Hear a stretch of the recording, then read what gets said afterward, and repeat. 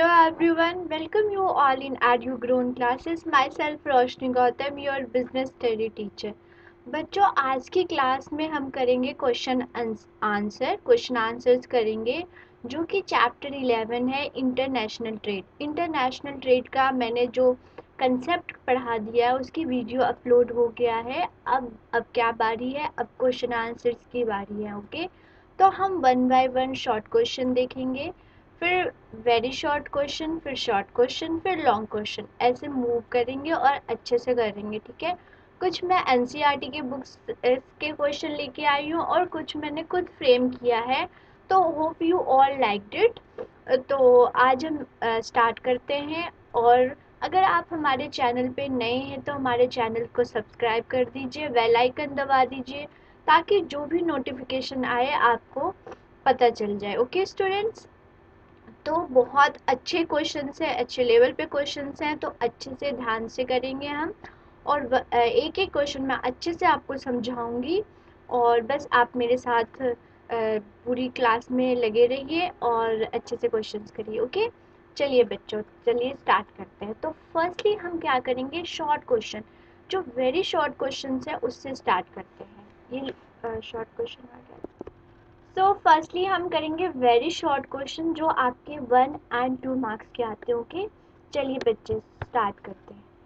तो first question क्या है हमारे स्क्रीन पे, फर्स्ट क्वेश्चन क्या है, चलिए देखते हैं 1 बाय 1। चलिए, पूछ रहा है what do you mean by what is a international trade. तो हमने कंसेप्ट्स वाली वीडियो में पढ़ा था कि इंटरनेशनल ट्रेड क्या होता है। तो आपको ये 2 मार्क्स में आ जाएंगे क्वेश्चंस, तो आपको मीनिंग पता होना चाहिए कि इंटरनेशनल ट्रेड किसको कहते हैं। ओके, चलिए, manufacturing and trading beyond the geographical boundaries of the country known as international business, international trade भी बोल सकते हैं। तो बच्चों क्या होता है इंटरनेशनल ट्रेड? इंटरनेशनल ट्रेड वो ट्रेड होता है जब बियॉन्ड द, जो हमारी जियोग्राफिकल बाउंड्री है, जो डोमेस्टिक बाउंड्री है, उससे दूर होके कोई कंट्री ट्रेड करता है तो उसे हम बोलते हैं इंटरनेशनल ट्रेड।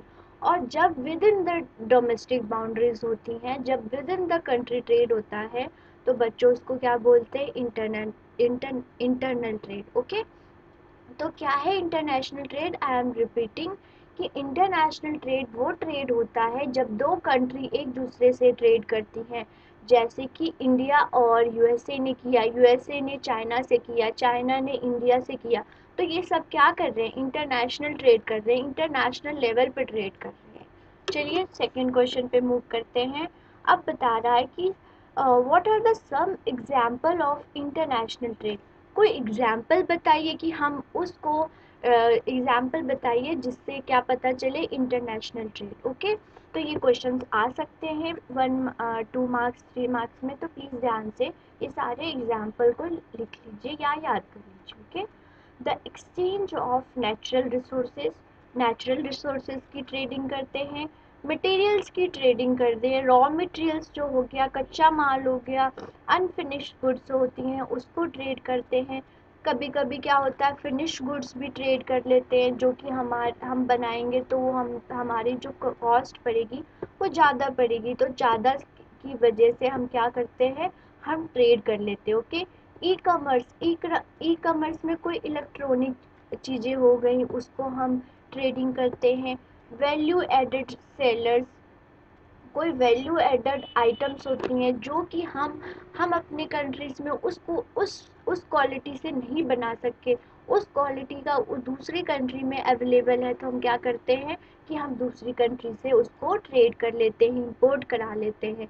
क्योंकि अगर हमारे पास अगर कोई एडवांस टेक्नोलॉजी नहीं है और किसी कंट्री के पास एडवांस टेक्नोलॉजी है, तो क्या करता है कि कंट्री बोलता है चलो हम वहाँ से ट्रेड कर लेते हैं। जैसे कि हमारे आर्म फोर्स जो करती हैं, ट्रेडिंग करती हैं, लाइक आर्म फोर्सेस हो गए, जैसे कि हो गया फाइटर प्लान्स हो गए, हम रशिया से ले आते हैं क्योंकि हम उसको नहीं बनाने में हमें कॉस्ट ज़्यादा पड़ेगी, तो हम इंपोर्ट करा लेते हैं। तो क्या क्या बच्चों रिपीट कीजिए मेरे साथ। हम रॉ मटेरियल्स मंगवा लेते हैं, इंपोर्ट करा लेते हैं या ट्रेडिंग कर लेते हैं, कोई कंट्री किसी से कर लेता है, जैसे कि हो गया मटेरियल्स हो गए। फिनिश गुड्स भी कर लेते हैं, कोई बना हुआ मशीन इंपोर्ट कर लेते हैं। क्यों? क्योंकि अगर हम उसको बनाएंगे तो उसमें कॉस्ट ज़्यादा पड़ेगी, तो ज़्यादा के वजह से हम उसको उस उतने ही पैसों में हम इंपोर्ट करा लेते हैं और अपने फॉरेन एक्सचेंज से उसको इंपोर्ट करा लेते हैं। Okay. E commerce electronic machines हो गई, उसको इंपोर्ट कराते हैं। वैल्यू एडेड, जो चीज़ हमारे कंट्री में उस वैल्यू से नहीं बन पाता है, वो चीज़ हम दूसरी कंट्री से इंपोर्ट करा लेते हैं। तो ये सब बच्चों क्या हो गया, एग्जाम्पल हो गया इंटरनेशनल लेवल पे जो ट्रेडिंग होती है गुड्स एंड सर्विसेज की। ओके। जैसे गवर्नमेंट की सर्विसेज हो गई, रिसर्च एंड डेवलपमेंट हुआ, तो उसको भी हम इंपोर्ट करा लेते हैं। लाइक वैक्सीन्स हो गई, उसको हमने क्या किया, हमने दूसरी कंट्री ने बनाया, हम उसको इंपोर्ट करा लेते हैं अपनी कंट्री में। हमने रिसर्च डेवलपमेंट किया, और जैसे कि आपको पता है वैक्सीन बनाया था, वैक्सीन हमारे उन्होंने रिसर्च डेवलपमेंट किया और मैन्युफैक्चर हमारे इंडिया में हुआ। ठीक है। तो ये सब चीज़ें चलती रहती हैं। तो ऐसे इंपोर्ट और एक्सपोर्ट होता है, जिससे क्या होता है, कंट्री की जीडीपी इंक्रीज होती है, दोनों की ट्रेडिंग होती है, तो दोनों की कंट्री जीडीपी हो जाती हैं, लोगों के पास ऑप्शंस होते हैं, उसकी स्टैंडर्ड ऑफ लिविंग होती है। आगे जाके हम इसकी भी क्वेश्चंस करेंगे। ओके।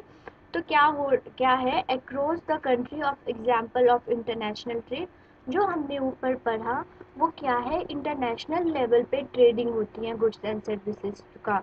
तो फॉर इंस्टेंस जो इंडिया है, इंडिया क्या कराता है, बिगेस्ट एक्सपोर्टर ऑफ पेट्रोलियम, वो रॉ पेट्रोलियम ले आता है, उसको रिफाइन करके और उसको एक्सपोर्ट कर देता है। ओके। तो ये हमारा था सेकंड क्वेश्चन। थर्ड क्वेश्चन पे मूव करते हैं। What are the main benefit of international trade. हमने कंसेप्ट में बच्चों पढ़ा था कि बेनिफिट ऑफ इंटरनेशनल ट्रेड क्या होता है। तो आपके शॉर्ट क्वेश्चंस में और वेरी शॉर्ट क्वेश्चन में, शॉर्ट क्वेश्चन और लॉन्ग क्वेश्चन में ये आ सकता है। तो आपने वेरी शॉर्ट क्वेश्चन में सिर्फ इतना लिखना है, और शॉर्ट क्वेश्चन में आपको फर्दर मैं बताऊंगी। ठीक है। For advance economy engage extensively in international trade, जो ट्रेड होता है मेनली, जो भी ट्रेड पहले होता था कि हम ट्रेडिंग नहीं करते थे एक दूसरे से, नाउ अ डे सब कंट्री सब एक दूसरे से ट्रेडिंग करती हैं और एडवांस लेवल पे करती हैं। जैसे सब्सटेंशियल बेनिफिट क्या क्या होता है, ट्रेड प्रमोट इकोनॉमिक डेवलपमेंट, बच्चों नोट करो, इकोनॉमिक डेवलपमेंट होती है, एफिशिएंसी इंक्रीज होती है। इन सबको फर्दर मैं डिटेल में स्टडी कराऊंगी, और अगर आपने मेरी वीडियो नहीं देखा तो वीडियो को भी जाके देख लीजिए। ठीक है। उसमें भी मैंने अच्छे से उसको किया है। टेक्नोलॉजिकल प्रोग्रेस होती हैं, टेक्नोलॉजिकल लेवल पे हमारी रिसर्च एंड डेवलपमेंट करेंगे तो क्या होगा, उससे टेक्नोलॉजिकल डेवलपमेंट होगी। क्या, ultimately matter the most consumer welfare, और इससे क्या हो रहा है, कंट्री की जीडीपी इंक्रीज हो रही, लोगों की स्टैंडर्ड ऑफ लिविंग इंक्रीज हो रहा, और क्या हो रहा है, पीपल की डेवलप वेलफेयर हो रहा है। सब एक दूसरे से ट्रेड करते हैं तो सब अपने आप को डेवलप कर रहे हैं। ओके। तो ये था हमारे क्वेश्चन 3 की बेनिफिट क्या होता है। तो मेरे साथ रिपीट कीजिए, मैं आपको क्लास में ही समझा दूंगी। एफिशिएंसी इंक्रीज होती है, टेक्नोलॉजिकल डेवलपमेंट होता है, प्रोडक्टिविटी इंक्रीज होती है, कंज्यूमर वेलफेयर होता है। ओके। तो ये सब था। क्वेश्चन नंबर 8 क्या है, question number 4 sorry, question number 4 क्या है, what are the different type of international trade. अब आपके डिटेल में नहीं है, आपका कट हो गया है सिलेबस में, बट आपसे शॉर्ट में पूछ सकते हैं कि क्या होता है, different type of international trade बताइए। तो हमारा क्या होता है, एक्सपोर्ट ट्रेड, एक्सपोर्ट करते हैं, इंपोर्ट करते हैं, एंटरपोर्ट ट्रेड करते हैं। एक्सपोर्ट क्या होता है, हम अपनी गुड्स को दूसरी कंट्रीज में एक्सपोर्ट करते हैं, गुड्स को देते हैं। इंपोर्ट क्या होता है बच्चों, जब हम हम अपनी कंट्री में दूसरी कंट्री से हम इंपोर्ट कराते हैं, गुड्स लेते हैं, देते हैं तो एक्सपोर्ट, लेते हैं तो क्या, इंपोर्ट। सो हमारा तीसरा टाइप है बच्चों, क्या है कि एंटरपोर्ट क्या होता है। बच्चों एंटरपोर्ट मैं आपको बताती हूँ कि लोग क्या करते हैं, कंट्री ना दूसरी कंट्री से रॉ मटेरियल्स इंपोर्ट करते हैं और उसको फिनिश गुड बना के फिर उसको फाइनल गुड्स बना के फिर एक्सपोर्ट कर देते हैं। उनका मेन एम वो इंपोर्ट इसलिए कर रहे हैं कि उनको एक्सपोर्ट करना है। ओके, एग्जाम्पल बताती हूँ। कंट्री क्या इंडिया क्या करती है, इंडिया रॉ रॉ पेट्रोलियम मंगवाती है, इंपोर्ट करती है ईरान और इराक से, सऊदी अरेबिया से, और क्या करती है, उसको फिनिश करके रिफाइन करके फिर उसको एक्सपोर्ट कर देती है। ओके, तो ये क्या हो गया, एंटरपोर्ट हो गया। फर्स्ट जब हम कंट्री से अपनी गुड्स सर्विसेज किसी को देते हैं तो वो क्या हो गया, एक्सपोर्टिंग। अगर गुड्स एंड सर्विसेज किसी से लेते हैं तो वो क्या हो गया, इंपोर्टिंग। और एंटरपोर्ट क्या होता है कि कंट्री का मेन एम होता है इंपोर्ट करने का कि वो फर्दर उसको फिनिश्ड गुड बना के और उसको क्या करे, सेल करे। ठीक है, तो ये था आपका एक्सपोर्ट, इंपोर्ट और entrepot, different type of international trade. ठीक है, याद रखिएगा, आपके सिलेबस में नहीं है बट आपसे पूछ सकते हैं वेरी शॉर्ट क्वेश्चन में, तो आपके पास नॉलेज होना चाहिए। ठीक है, नेक्स्ट देखते हैं। सो बच्चों, हमारा फिफ्थ है question, what are the gain from the international trade. तो फिफ्थ क्वेश्चन क्या बोल रहा है कि जब हम ट्रेडिंग करते हैं तो उससे हमें फ़ायदा क्या होता है, उससे गेन क्या होता है, उसका बताइए। तो gain from the international trade refer to the advantage, मतलब कि अगर हम ट्रेडिंग कर रहे हैं तो उसका फ़ायदा होना चाहिए, हमें नुकसान नहीं होना चाहिए। विच डिफरेंट कंट्री का डिफरेंट एडवांटेज है। Participate in international trade, her country एक दूसरे से पार्टिसिपेट करता है, क्या करता है, ट्रेडिंग में करता है। Enjoy as a result of specialization and division of labour. ठीक है, तो जब वो ट्रेडिंग करता है बच्चों, जब देखिए मेनली क्या हुआ, इंटरनेशनल लेवल पे ट्रेडिंग कर रहा है तो उसका रिजल्ट क्या होता है, उससे उसका रिजल्ट होता है कि स्पेशलाइजेशन और डिवीजन ऑफ लेबर। अगर मान लीजिए मैंने कंसेप्ट में भी वन शॉट में भी ये एग्जांपल दिया, मैं फिर देखती हूँ। जैसे ही देखिए, इंडिया में बहुत सारे चीप लेबर हैं, ठीक है, तो क्या सरप्लस लेबर है, तो क्या करेंगी कि अगर एक लेबर है, वो एक लेबर कोई चीज़ 4 घंटे में बना रहा है, अगर हमने मशीन इंपोर्ट करा लिया, अब क्या करेगा, एक लेबर क्या होगा, वो काम 2 घंटे में कर रहा है। तो इससे क्या हुआ, स्पेशलाइजेशन हुआ। डिवीजन ऑफ लेबर, जो जिसका काम है, जैसा काम है, ठीक है, उसके अकॉर्डिंग उसको काम असाइन करो, तो क्या हो गया, division of labour. Human welfare भी होता है, टेक्नोलॉजिकल डेवलपमेंट भी होता है, सब कुछ होता है, किससे होता है, इंटरनेशनल ट्रेडिंग से। तो ये आपका गेन फ्रॉम द ट्रेड हुआ। ठीक है, याद रखिएगा। क्वेश्चन नंबर 6 था बच्चों। 6 क्या है, पढ़िए। What are the challenges in the international trade. जब हम इंटरनेशनल ट्रेड पे करते हैं तो हमें क्या प्रॉब्लम फेस करना पड़ता है, क्या चैलेंजेस या प्रॉब्लम्स के थ्रू आपको क्वेश्चन पूछ लेंगे। तो क्या क्या है, देखिए 7 मेजर चैलेंजेस मैंने मेंशन किया, और भी बहुत सारी हैं, हम और आगे फर्दर पढ़ेंगे। तो इकोनॉमिक वेलफेयर,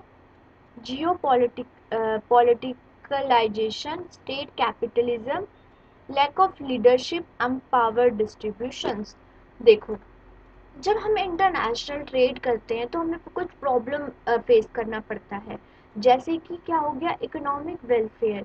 एक तरफ से तो हम कह रहे हैं कि इकोनॉमिक वेलफेयर इंक्रीज हो रहा, लेकिन अगर हम दूसरी लेवल पे बच्चों देखें कि ज़्यादा से ज़्यादा हम एक्सपोर्ट करेंगे तो क्या हमारे जो पीपल हैं उनके लिए गुड्स की कमी रह जाएगी, तो एक्सपोर्टिंग से ये नुकसान है। दूसरी तरफ से अगर देखें, ज़्यादा इंपोर्ट करेंगे तो हमारे जो लोकल बिजनेसमैन होते हैं, जो हमारे बिजनेसमैन होते हैं, वो सफ़र करेंगे, तो इकोनॉमिक वेलफेयर हो जाएगा। जियो पॉलिटिकलाइजेशन होता है कि मतलब कि हम किसी पे अगर हम ज़्यादा इंपोर्ट करते हैं तो हम किसी पे डिपेंड हो जाते हैं, हमारी सोवरेनिटी ख़त्म होने लगती है। तो ज़्यादा एक लिमिट सेट करना चाहिए कि हम इतना इंपोर्ट और एक्सपोर्ट करेंगे, उससे बियॉन्ड नहीं करना चाहिए। ठीक है, स्टेट कैपिटल जो होता है, हमारे फॉरेन एक्सचेंज होता है, वो हमारा कम होने लगता है, ज़्यादा से ज़्यादा हम इंपोर्ट करेंगे तो। ठीक है, लैक ऑफ लीडरशिप, क्या होगा कि हमारी जो हम किसी पे डिपेंड हो रही, तो हमारी लीडरशिप क्वालिटी क्या होगी, डिक्रीज हो जाएंगी, हमारी पावर भी कम होने लग जाएंगी। किससे? क्योंकि हम किसी पे डिपेंड हैं। तो अगर हम किसी पे डिपेंड होते हैं तो हमारी जो कंट्री की सॉवरेनिटी पे फ़र्क पड़ता है बच्चों, ठीक है। तो ये सारे चैलेंजेस होते हैं जो इंटरनेशनल ट्रेड अगर हम करते हैं तो हमें फेस करना पड़ता है। ओके, तो ये 6 क्वेश्चन था। चलिए 7 क्वेश्चन देखते हैं। What are the 4 type of trade barriers? जब हम ट्रेडिंग करते हैं तो हमें कौन कौन से बैरियर, कौन कौन सी प्रॉब्लम फेस करना पड़ता है, ठीक है। लाइक देखिए, like subsidies, like anti dumping, मैं एक एक करके आपको सब समझाऊंगी। Regulatory barriers, voluntary export restraints. देखिए, जब हम इंपोर्ट और एक्सपोर्ट करते हैं बच्चों, तो क्या होता है कि हमें कुछ प्रॉब्लम्स फेस करने पड़ते हैं, जैसे कि हमें बहुत लीगल प्रोसीजर फॉलो करना पड़ता है। अगर हम इंटरनेशनल लेवल पे ट्रेड करें तो हमें सारे डॉक्यूमेंट्स फॉलो करने पड़ता है कि, और फिर उसके बाद क्या होता है कि हमारा एक एक्सपोर्ट रिस्ट्रेन होता है कि आप इतने लेवल पर ही एक्सपोर्ट कर सकते हो, ताकि जो हमारे लोकल कंज्यूमर हैं उनको उनको उनकी उनकी डिमांड फुलफिल होनी चाहिए। उनका डिमांड ये नहीं हो कि अनफुलफिल, हम सारे ही कंट्रीज़ की गुड्स एंड सर्विसेज हम एक्सपोर्ट कर देंगे तो हमारे पीपल के पास क्या बचेगा, उनके जो नीड्स है वो कैसे फुलफिल होंगी, ठीक है। एंटी डंपिंग क्या होता है? जब हम एक्सपोर्ट करते हैं बच्चों, तो क्या होता है मेनली जो जो हमारे जो दूसरी कंट्रीज में अनवांटेड चीज़ है, जो कि उनके जो कंज्यूमर है वो कंज्यूम नहीं करते, तो वो किसी और के कंट्री में जाके उसको डंप कर देते हैं, मतलब लेस प्राइस में सेल कर देते हैं। उनके कंट्रीज में वो गुड्स एंड सर्विसेज अनवांटेड है, उसकी ज़रूरत नहीं है, और वो क्या करेंगे, दूसरी कंट्रीज में जाके लेस प्राइस में डंप कर देंगे, और जो कि वो किसी भी कंट्री के लिए नुकसानदायक है। ओके, तो एंटी डंपिंग जो होता है कि ये हो गया डंपिंग, और एंटी डंपिंग क्या होता है कि डंप नहीं करना। और ये सारे कौन रूल्स एंड रेगुलेशन बनाता है? वो बनाता है वर्ल्ड ट्रेड ऑर्गेनाइजेशन, कि कोई कंट्री अपना अपना जो खराब माल है न, खराब गुड्स एंड सर्विसेज है, वो किसी कंट्री में जाके डंप ना कर दे, ताकि जो उसके पीपल, जो दूसरी कंट्रीज के पीपल हैं, उनको नुकसान हो। तो एंटी डंपिंग पॉलिसी बनाई जाती है, और कौन बनाता है? ये वर्ल्ड ट्रेड ऑर्गेनाइजेशन बनाता है। और मेनली कौन करता है बच्चों? चाइना करता है। अपने जो लो क्वालिटी गुड्स होती है दूसरी इंडिया, मेनली इंडिया में लो प्राइस पे, आपको चाइनीज़ माल लो प्राइस पे क्यों मिलता है? क्यों? क्योंकि वो अपना जो बिल्कुल ख़राब माल होता है उससे फिनिश गुड्स बना के और दूसरी कंट्री में लो प्राइस में बेच देता है। सब्सिडीज़ होती हैं। देखो, सब्सिडीज़ क्या है कि अगर अगर वर्ल्ड ट्रेड ऑर्गेनाइजेशन ने बोला है कि आप ज़्यादा से ज़्यादा अपनी जो एक्सपोर्टिंग बिजनेसमैन है, जो एक्सपोर्ट करते हैं, उनको ज़्यादा से ज़्यादा सब्सिडीज़ नहीं प्रोवाइड कराओगे। क्यों? क्योंकि अगर वो सब्सिडीज़ प्रोवाइड कराएंगे तो उनका जो कॉस्ट ऑफ प्रोडक्शन है वो डिक्रीज़ हो जाएगा, ठीक है। कॉस्ट ऑफ प्रोडक्शन डिक्रीज़ हो जाएगा तो उसकी उस जो गुड्स की होती है प्राइस, वो कम रहेंगी।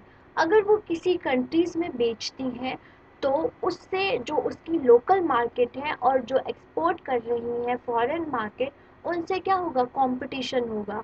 और कंज्यूमर मेनली क्या करते हैं? वो कम प्राइस वाले गुड्स खरीदते हैं, तो वो फॉरेन गुड्स खरीदेंगे और अपने लोकल जो गुड्स होते हैं उसको नहीं खरीदेंगे।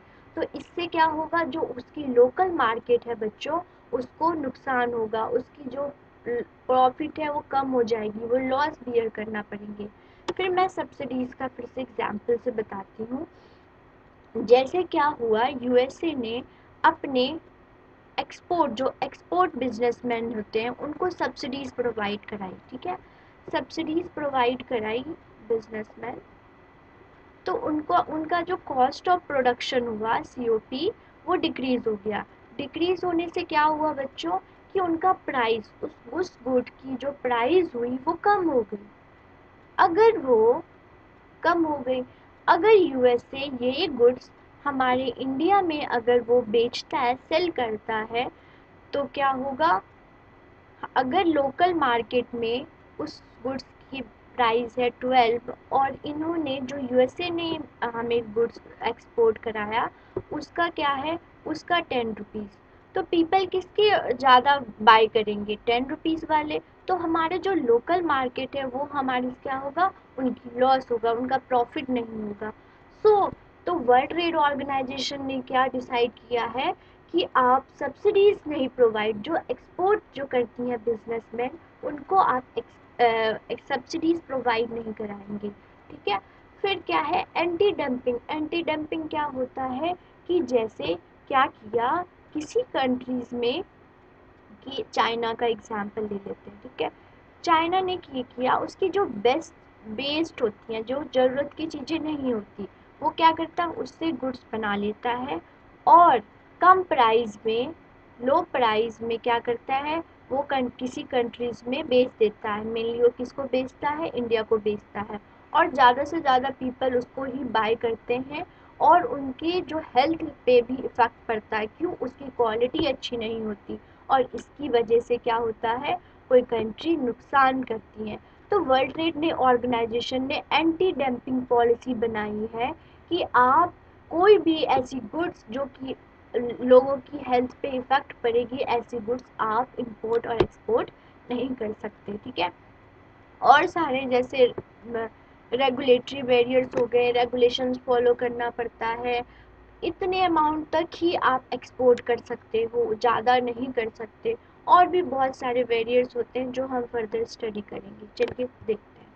क्वेश्चन नंबर 8 क्या है बच्चों, क्वेश्चन नंबर 8 है हमारा, what is the import and export. ये तो बहुत सिंपल सा क्वेश्चन है, आप सबको आता है। चलिए देखिए, तो अगर हम एक्सपोर्ट को डिफाइन करेंगे तो बच्चों क्या होता है, sale of product and services in the foreign country that are source और made in the home country. कोई गुड्स एंड सर्विसेज हम अपने कंट्रीज में बनाते हैं और उसको हम किसी और कंट्रीज में सेल करते हैं, तो हम उसको क्या हुआ, एक्सपोर्ट कर रहे हैं। और इससे क्या होता है, फॉरेन करेंसी जो हमारे फॉरेन एक्सचेंज होता है, मीन्स हमारे डॉलर अगर हम किसी भी कंट्रीज में एक्सपोर्ट कर रहे हैं तो उसकी करेंसी हमारे कंट्रीज में आएगी और जिससे क्या होगा, हमारे लिए बेनिफिट है, ठीक है। इंपोर्ट करते हैं बच्चों, तो इंपोर्ट क्या होता है, buying a goods and services from the foreign source and bringing them back into the home country. Importing क्या करते हैं, जब हम गुड्स एंड सर्विसेज किसी और कंट्रीज से अपने कंट्रीज में लेके आते हैं तो उसको इंपोर्ट करते हैं। और इससे क्या होता है, जो हमारे फॉरेन करेंसी है, जो हमने एक्सपोर्टिंग से कमाया है, उसको हमें किसी और को देना पड़ता है। तो हमें क्या हुआ, फॉरेन एक्सचेंज डिक्रीज हो गई। बच्चों इससे याद रखना, एक्सपोर्ट करते हैं, जब हम एक्सपोर्ट करते हैं तो हमारी फॉरेन एक्सचेंज जो होती है, जो फॉरेन करेंसी होता है हमारा, इंक्रीज होता है, ठीक है। उससे क्या होता है, फॉरेन करेंसी इंक्रीज होता है। और जब हम बच्चों इंपोर्ट करते हैं तो हमारी फॉरेन करेंसी डिक्रीज हो जाती है। प्लीज़ इसको याद रखिएगा आप लोग, क्योंकि आपको ये सब आना चाहिए कि जब हम एक्सपोर्ट कर रहे हैं तो हमें क्या नुकसान होगा, हमें क्या फ़ायदा होगा, ठीक है। आपके सिलेबस में नहीं है फिर भी हमें अच्छे इंफॉर्मेशन गेन करना चाहिए, ठीक है। अब क्या बोल रहा है, 9th क्वेश्चन देखिए, what is the tariff in trade. जब हम ट्रेड करते हैं बच्चों तो हमें टैरिफ लगाते हैं। तो टैरिफ किस किस वर्ड का मीनिंग क्या है, चलिए देखते हैं। तो टैरिफ किस किस टाइप का होता है, कस्टम ड्यूटी और merchandise import are called tariff. देखिए मेनली मैं आपको यहाँ पे एग्जांपल से बताती हूँ कि अगर इंडिया ने कोई गुड्स इंपोर्ट कराया और यूएसए से बिजनेसमैन, ठीक है, बिजनेसमैन से, तो क्या होता है, उस गुड्स पे टैरिफ लगाया जाता है। अब टैरिफ का दूसरा नाम क्या है, टैक्स लगाते हैं, सिंपल बेसिस समझिए। तो उस गुड्स पे टैरिफ लगाया जाता है, मतलब कि जो उसका प्राइस है प्लस उसका जो एडिशनल टैक्स है उसको इम्पोज किया जाता है। और मेनली जब हम इंपोर्ट पे हम जब टैरिफ लगाते हैं तो उस टैरिफ को क्या करते हैं, कस्टम ड्यूटी, याद रखिएगा, ठीक है। जब हम टैरिफ इंपोर्ट और एक्सपोर्ट पे लगाते हैं तो उसको हम कस्टम ड्यूटी करते हैं। प्लीज़ इसको नोट कर लीजिए आप लोग, ये बहुत फर्दर आपको नॉलेज भी होना चाहिए और फर्दर आपने जाके पढ़ना भी है।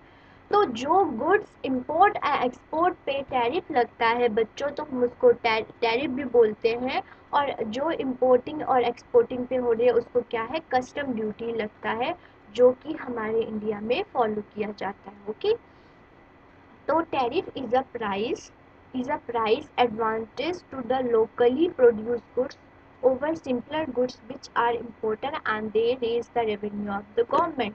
अब देखो क्या हुआ कि अगर कोई कंट्री हमारे इंडिया में सेल कर रही है कोई गुड्स, तो हमारी जो गवर्नमेंट है उस पर टैक्स लगाएगी, उस पर कस्टम ड्यूटी लगाएगी, उस पर टैरिफ लगाएगी। इससे क्या होगा, गवर्नमेंट की रेवेन्यू इंक्रीज होगी, गवर्नमेंट के पास बहुत सारा पैसा है, ठीक है। तो क्या हुआ, रेवेन्यू इंक्रीज हुई, किसकी हुई, गवर्नमेंट की हुई, ठीक है। क्वेश्चन नंबर 10th है, what does international trade effect the environment. बच्चों जब हम इंटरनेशनल ट्रेड करते हैं तो उसमें क्या होता है, एनवायरनमेंट पे भी इफेक्ट पड़ता है। क्या क्या पड़ता है, चलिए देखते हैं। Economic growth resulting from trade expansion, जैसे कि हमें पता है कि जब हम ट्रेडिंग करते हैं तो इससे क्या होता है, इकोनॉमिक वेलफेयर होता है, इकोनॉमिक डेवलपमेंट होती है। बट उसकी कोई क्या है, डिसएडवांटेज भी है। Directly impact on environment by कैसे, इंक्रीजिंग द पोल्यूशन, हम ज़्यादा से ज़्यादा मशीन मंगवा रहे हैं तो इससे क्या हुआ, पोल्यूशन इंक्रीज हो रहा है, ठीक है। डिग्रेडिंग द नेचुरल रिसोर्सेज, हम क्या करते हैं, हम दूसरी कंट्री से इंपोर्ट कर लेते हैं और लेकिन हमारे कंट्रीज में जो नेचुरल रिसोर्सेज है, जो रिच रिसोर्सेज है, उसको हम यूज़ नहीं कर पाते। तो हो गया ये दो नुकसान हो गए, एक तो पोल्यूशन हो गया, दूसरा क्या हो गया, जो नेचुरल रिसोर्सेज है हमारे यूज़ नहीं करते, हम दूसरी कंट्री से इंपोर्ट करा लेते हैं, ठीक है। Trade and investment liabilities can provide firm annual incentives adopt more stringent environment standards. So, इस चीज़ को कंट्रोल करने के लिए क्या करना चाहिए, गवर्नमेंट्स को मेजर करना कि आपको मेनली कौन सी गुड्स इंपोर्ट और एक्सपोर्ट करना चाहिए जो कि हमारे एनवायरनमेंट पे इफेक्ट ना पड़े। ऐसी मशीन्स को इंपोर्ट नहीं कराना चाहिए जो ज़्यादा से ज़्यादा पोल्यूशन क्रिएट करता है, ओके। और हमें वही गुड्स एक्सपोर्ट कराने चाहिए जो हमारे कंट्रीज़ में अवेलेबल नहीं है, जो हमारे कंट्रीज़ में दूर दूर तक हमें अवेलेबल नहीं है, उस गुड्स को इंपोर्ट कराना चाहिए। बल्कि हमारे जो नेचुरल रिसोर्सेज है उसको यूज़ करना चाहिए, ठीक है। कुछ लिमिट तक ही चीज़ें अच्छी होती हैं, अगर हम उसके बियॉन्ड चीज़ें करते हैं तो हमारा जो ग्राफ होता है वो डाउनवर्ड होने लगता है। आपने इकोनॉमिक्स में पढ़ा होगा, ठीक है। नेक्स्ट क्वेश्चन देखते हैं।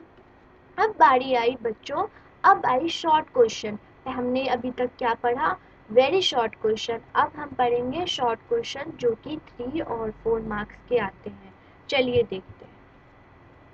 तो हमारा है फर्स्ट क्वेश्चन क्या है, चलिए पढ़िए आप लोग। State the reason to have a international business. हमने कंसेप्ट्स की क्लास में पढ़ा था कि क्या क्या रीज़न होता है क्यों हम इंटरनेशनल ट्रेड करते हैं। रीज़न बताइए इंटरनेशनल ट्रेड की। तो फर्स्ट क्या है, अनइक्वल डिस्ट्रीब्यूशन ऑफ रिसोर्सेज। देखिए, किसी कंट्रीज़ के पास बहुत सारा रिसोर्सेज है और किसी कंट्रीज़ के पास कम है। कोई कंट्री किसी चीज़ में रिच है, कोई कंट्री किसी चीज़ में रिच है। मैं एग्जांपल देती हूँ। इंडिया किस में है, लेबर में रिच है। यूएसए क्या है, कैपिटल में रिच है। तो अनइक्वल डिस्ट्रीब्यूशन ऑफ रिसोर्सेज हो गया। तो क्या हुआ कि जब अनइक्वल डिस्ट्रीब्यूशन की वजह से हमें क्या करना चाहिए, हमें इंटरनेशनल ट्रेड करना चाहिए, एक दूसरे से एक्सचेंज कर लो। इंडिया कैपिटल ले लेंगी और यूएसए लेबर ले लेगा, इससे क्या होगा, इक्वल डिस्ट्रीब्यूशन ऑफ रिसोर्सेज होगा, ठीक है। वेरी डिफरेंसेस, देखिए वेरी डिफरेंसेस क्या है कि हमें क्या होता है कि लेबर प्रोडक्टिविटी और मैन्युफैक्चर कॉस्ट, अगर कोई गुड्स हम इंडिया में प्रोड्यूस करते हैं तो उसका कॉस्ट हमें क्या पड़ता है इंडिया में, उसका कॉस्ट हमें पड़ता है 20 रुपये, ठीक है। और अगर हम उसको एक्सपोर्ट करा लेते हैं तो उस गुड्स की प्राइस हमें क्या मिलता है, 18 रुपीज़, ठीक है, 18 रुपीज़। तो इससे क्या हुआ, हमारी कॉस्ट ज़्यादा लग रही है उस चीज़ को प्रोड्यूस करने में, तो हमें क्या करना चाहिए, हमें इम्पोर्ट करा लेना चाहिए। 2 रुपये का फ़ायदा तो हो रहा है, तो हमें उस चीज़ को इम्पोर्ट करा लो। तो क्या हो गया, very differences, cost differences, production differences, opportunities cost differences, इस वजह से आप इम्पोर्ट करा लो, ठीक है। इस वजह से हम ट्रेडिंग करते हैं। थर्ड क्या है, स्पेशलाइजेशन एडवांटेज। ये क्या है, जैसे क्या डिवीजन ऑफ लेबर हो गया, developing country plenty of labour, example specialize in producing and exporting the clothing.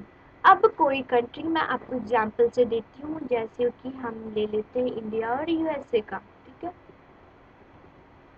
USA का, इंडिया क्या है, इसके पास लेबर बहुत से अबंडेंट लेबर है, सरप्लस लेबर है, और यूएसए के पास क्या है, कैपिटल अबंडेंट है, ठीक है, कैपिटल बहुत ज़्यादा है। तो ये क्या है, इसको क्या करेगा, ये कौन सी गुड्स को बनाएगा, जो लेबर ओरिएंटेड गुड्स होंगी, जो लेबर हैंडमेड चीज़ें बना देंगी, ठीक है, हैंडीक्राफ्ट चीज़ें बना देंगी। और यूएसए क्या बोलेगा, यूएसए क्या बनाएगा, जो कैपिटल ओरिएंटेड गुड्स होंगी, जो कैपिटल से बनती होंगी, जो मशीन से बनती होंगी, वो गुड्स को बना लेगा और एक दूसरे से क्या एक्सपोर्ट कर लेगा। इससे क्या हो रहा है, स्पेशलाइजेशन हो रही है। जो कंट्री जिस चीज़ में स्पेशलाइज्ड है उस चीज़ को बनाओ और एक दूसरे से एक्सचेंज कर लो। तो स्पेशलाइजेशन एडवांटेज हो गया, ठीक है। फोर्थ क्या है, प्राइस डिफरेंस।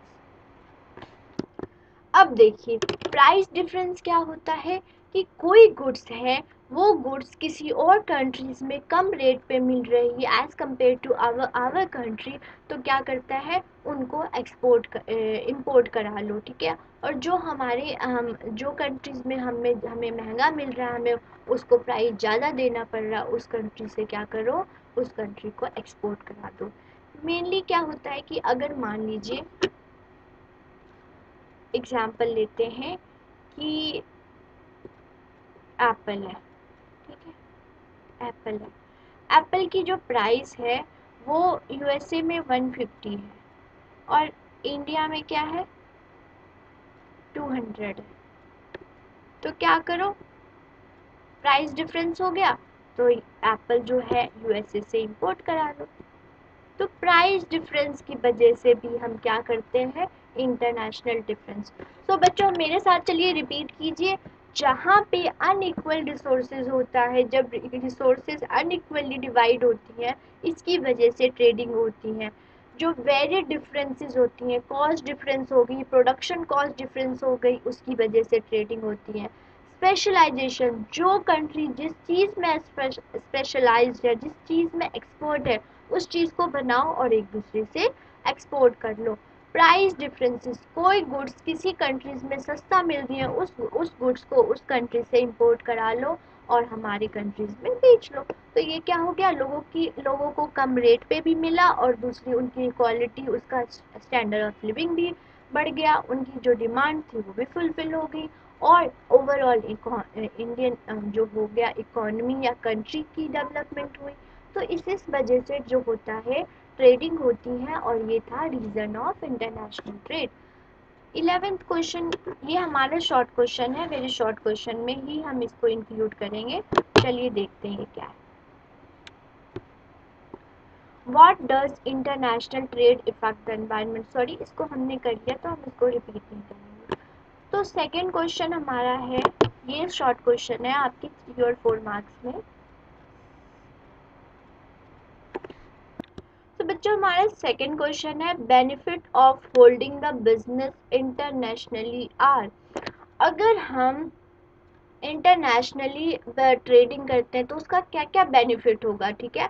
तो मैंने आपको बताया कि वेरी शॉर्ट क्वेश्चन में भी पूछ सकते हैं, तो उसके अकॉर्डिंग आपने 2 लाइनिंग में लिखना है। अगर 3 और 4 मार्क्स के क्वेश्चन वो आ जाते हैं तो आपने हाफ हाफ पेज भरना है और अगर इसी बेनिफिट अगर लॉन्ग क्वेश्चन में आ जाता है 2 and 3 आपने पेजेस भरने हैं, तो ऐसे आपने अटेम्प्ट करके आना है। आपके जो स्क्रीन पे है अगर 3-4 मार्क्स के पूछते हैं तो आपने ये सब पॉइंट लिख के आना है, ठीक है। चलिए देखते हैं क्या है।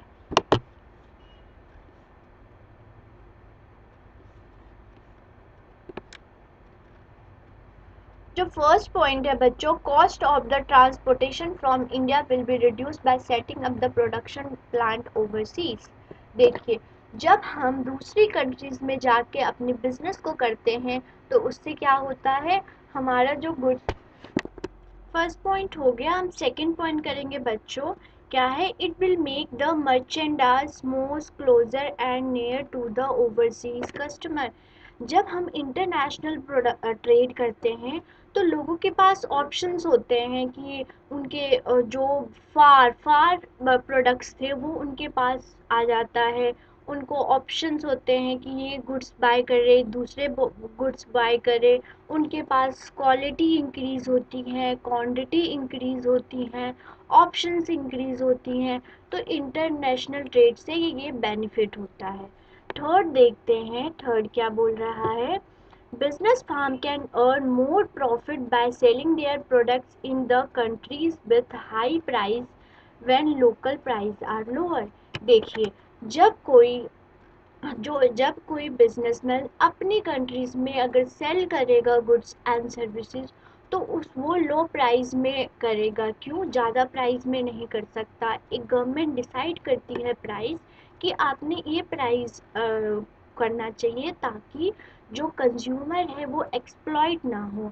फिर इससे क्या होता है, जब हम इंटरनेशनल ट्रेड करते हैं तो as compare to local market, trading international market में उस चीज़ का प्राइस ज़्यादा करके बेचते हैं। तो इससे क्या हुआ, प्रॉफिट इंक्रीज हुआ। फोर्थ पॉइंट क्या है, फोर्थ पॉइंट देखते हैं, the company can exercise full control over it's operations. और जब एक्सचेंज करते हैं तो गवर्नमेंट भी कंट्रोल करके रखता है और जो बिजनेसमैन है वो भी कंट्रोल करके रखता है कि हम एमएनसीज के द्वारा एक्सप्लॉइट तो नहीं हो रहे, उनका बेनिफिट होना चाहिए, उनसे हम एक्सप्लॉइट ना हो और उससे हमें डिसबेनिफिट डिसएडवांटेज ना हो। तो ये सब कंट्रोल गवर्नमेंट भी करती है, स्मॉल बिजनेसमैन या लार्ज बिजनेसमैन करती हैं, ठीक है। एमएनसीज जो हैं दूसरी कंट्री हमारे कंट्रीज में आ रही हैं तो वो रेगुलेटेड हो, वो फ्रीली हमारे मार्केट पे एक्सपेंड ना हो जाए, उनकी जो पावर है वो कम होनी चाहिए as compare to local market, okay. Third है, फिफ्थ हमारा पॉइंट क्या है बच्चों, देखिए, making use of excess production capacity into the increase the operation profitability. तो इससे क्या है कि देखिए, अगर डिमांड होगा, डिमांड लोकल में भी है और इंटरनेशनल लेवल पे भी है डिमांड्स, इससे क्या होगा, प्रोडक्शन इंक्रीज होगी, प्रोडक्शन इंक्रीज होगी, ज़्यादा से ज़्यादा गुड्स एंड सर्विसेज की डिमांड होगी, लोग ज़्यादा प्रोडक्शन करेंगे बिजनेसमैन, उससे क्या होगा, उनकी प्रॉफिट इंक्रीज होगी। फिर वो फर्दर इन्वेस्टमेंट करेंगे और फिर फर्दर होगा क्या होगा, ऐसे जो सर्कल है चलता रहेगा और उनकी प्रॉफिटेबिलिटी इंक्रीज होगी। सिक्स पॉइंट क्या है, सिक्स पॉइंट देखिए, when demand in home country dies up, the corporation might look to the developing country for expansion the opportunities। क्या कह देखिए कि अगर कोई चीज़, कोई प्रोडक्ट्स की डिमांड लोकल मार्केट में कम है, उनकी खुद की मार्केट में कम है, तो वो क्या करेंगे, क्या पता वो जो डिमांड है, वो जो प्रोडक्ट्स की डिमांड है वो इंटरनेशनल दूसरी कंट्रीज़ में ज़्यादा होंगी, तो वो क्या करती हैं, उस प्रोडक्ट्स को दूसरे मार्केट में दे देती हैं और उससे भी उनसे क्या होता है, प्रोडक्शन भी इंक्रीज होती है, उनको प्रॉफिट भी मिलता है, डिमांड भी मिल रहा है, मार्केट भी मिल रहा है। तो इंटरनेशनल लेवल पे उनकी क्या हो रही है, बेनिफिट हो रही है। बच्चों, एक नेशन की भी बेनिफिट होता है और फर्म्स की भी बेनिफिट होता है। ये हम फर्दर लॉन्ग क्वेश्चन में देखेंगे कि फर्म है, जो एक फर्म है वो इंटरनेशनल ट्रेड से क्या क्या बेनिफिट लेता है और एक जो नेशनल लेवल पे एक कंट्री है उसको क्या बेनिफिट मिलती हैं, वो हम लॉन्ग क्वेश्चन में देखेंगे। सो बेनिफिट अगर आए 3 और 4 मार्क्स में तो ये पॉइंट्स लिखने हैं आपने कि क्या क्या एक बिजनेसमैन और नेशंस क्या बेनिफिट करती हैं, कंज्यूमर को क्या बेनिफिट मिलता है। और आप इसमें ये भी लिख सकते हैं कि एम्प्लॉयमेंट जनरेशन होती है, स्टैंडर्ड ऑफ लिविंग इंक्रीज होती है, कंज्यूमर के पास बहुत सारी वेराइटीज़ होती हैं, मार्केट में प्रॉफिट इंक्रीज होती है, नेशनल नेशनल इनकम इंक्रीज होता है। इन सब से क्या होता है, इंटरनेशनल ट्रेडिंग से हेल्पफुल होता है। चलिए और देखते हैं थर्ड क्वेश्चन क्या है। देखिए आपसे डिफरेंस ये पूछ सकता है कि 3rd मार्क्स में 3 और 4 पॉइंट्स बताइए कि इंटरनेशनल की प्रो क्या है, कॉन्स क्या है, मतलब एडवांटेज क्या है, डिसएडवांटेज क्या है। ये थोड़ा देख लेते हैं और पढ़ लेते हैं, ठीक है, 1 बाय 1। चलिए देखिए प्रोस क्या है, मतलब एडवांटेज क्या है, कॉन्स क्या है, डिसएडवांटेज क्या है, ठीक है। फर्स्ट है bigger variety of products for the local market. इसकी एडवांटेज क्या है कि हमें बहुत सारी वैरायटी मिल जाती है जब हम इंटरनेशनल ट्रेड करते हैं। हम थोड़ा जल्दी जल्दी करेंगे ताकि सारे पॉइंट्स कवर हो, ठीक है। Higher level of competition with decreasing cost. देखिए एमएनसीज हमारे कंट्रीज में आ रही हैं, लोकल मार्केट भी हमारी कंपनी है, तो सारे कंपटीशन करेंगे और जब पॉजिटिव कंपटीशन होता है वो वहाँ पे बेनिफिट होता है, और बेनिफिट से क्या होगी, वो अपनी क्वालिटी इंक्रीज करेंगे। Okay, fierce competition means positive competition lead to higher level of technological progress। अगर मैंने बताया कि अगर पॉजिटिव कंपटीशन होगा तो वो बेनिफिट होता है किसी भी कंट्री, किसी भी मार्केट के लिए, और उससे क्या होगा, उसकी क्वालिटी इंक्रीज होगी। क्वालिटी इंक्रीज करने के लिए क्या होगा, रिसर्च एंड डेवलपमेंट होगा। रिसर्च एंड डेवलपमेंट से क्या होगा, टेक्नोलॉजिकल डेवलपमेंट होगी, ठीक है। फोर्थ है companies can expand their targeted market. और जब कंपटीशन पॉजिटिव कंपटीशन होगा तो ज़्यादा से ज़्यादा मार्केट एक्सपेंड होंगी, गुड्स आ रही हैं, एमएनसीज आ रहे हैं हमारे कंट्रीज़ में, एक दूसरे से ट्रेड कर रहे हैं, हम सर्विसेज प्रोवाइड कर रहे हैं। इससे क्या हो रहा है, हमारे जो मार्केट है वो एक्सपेंड हो रहे हैं, डिमांड्स इंक्रीज हुई हैं, ऑप्शंस इंक्रीज हुए हैं, प्रोडक्ट्स इंक्रीज हुए, इस सब से ये होता है। ओके बच्चों, companies can buy cheap resources from the country with weak currencies. अब देखिए जो कंट्री जिस चीज़ में एडवांटेज है, जिस चीज़ में वो सरप्लस है, जैसे कि इंडिया लेबर में सरप्लस है, जैसे कि यूएसए कैपिटल में सरप्लस है, तो क्या होगा, जहाँ पे जो चीज़ सरप्लस होगी उसकी क्या होगा, प्राइस कम होगा, और उससे क्या कर सकते हैं, हम एक दूसरे से एक्सचेंज कर सकते हैं और उसका एडवांटेज ले सकते हैं, उसको स्पेशलाइजेशन बना सकते हैं, ठीक है। तो ये होता है लो प्रोडक्शन कॉस्ट। अगर हम दूसरी कंट्री से सरप्लस चीज़ें लेते हैं तो क्या लेते हैं, उसको चीप रेट पे लेते हैं, कम रेट पे लेते हैं।